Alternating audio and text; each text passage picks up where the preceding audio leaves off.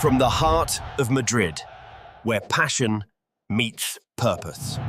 A legacy built by legends and a future written by rising stars. Welcome to Real Madrid News, your trusted voice for everything Los Blancos.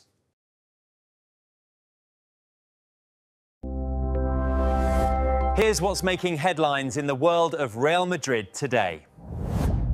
Real Madrid enters a pivotal phase under Xabi Alonso, aiming to rebuild structure and identity following a sharp 4-0 loss to PSG.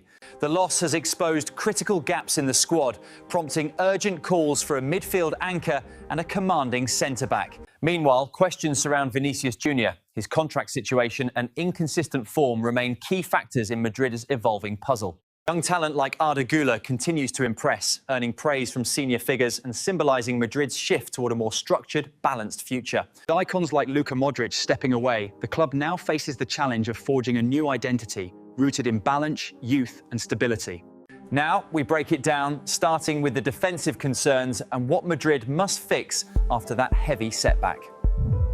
After the 4-0 defeat to PSG in the Club World Cup semi-final, Real Madrid's manager, Xabi Alonso, called the result a wake-up call, vowing a new age and pushing for tactical and squad changes ahead.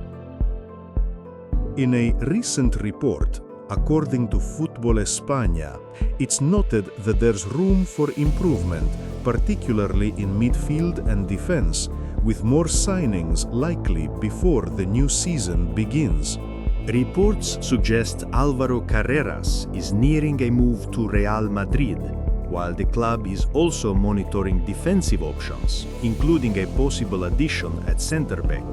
The newest update: Real Madrid have officially signed Álvaro Carreras from Benfica on a 6-year deal through 2031. Meanwhile, the club is tracking Liverpool defender Ibrahima Konaté as a potential addition later in the window. On the contrary, reports suggest that Dani Ceballos and Rodrygo are being monitored as part of potential summer moves. Ceballos has a contract until June 2027 with Real Madrid. While the club appreciates his technical skill, tactical discipline, and leadership and training, he is not a guaranteed starter, particularly under Xabi Alonso, who's revamping the midfield dynamic. About Rodrygo, his position in the squad is under review following the arrivals of new attacking options since last season. While the club isn't pushing for a transfer, it remains open to high-value offers, and internal discussions are planned to define his role moving forward. While no decisions have been made, both players are assessing their roles heading into the new season. Meanwhile, Vinícius Jr has a variable agreement in place to extend his contract with Real Madrid through 2030.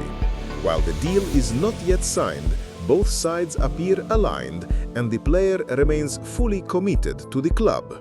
However, recent performances have raised questions about Vinícius Jr.'s tactical role, with criticism following his use outside his usual position. Upcoming discussions are expected to address positioning and expectations within the current system. Despite the heavy defeat in the Club World Cup, Arda Güler's performance was a clear highlight for Real Madrid during the tournament, and Toni Kroos took notice.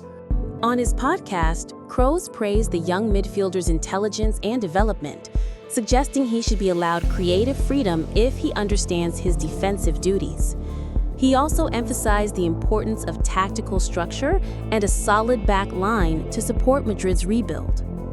After the departure of Toni Kroos, another legend closes his chapter at Real Madrid.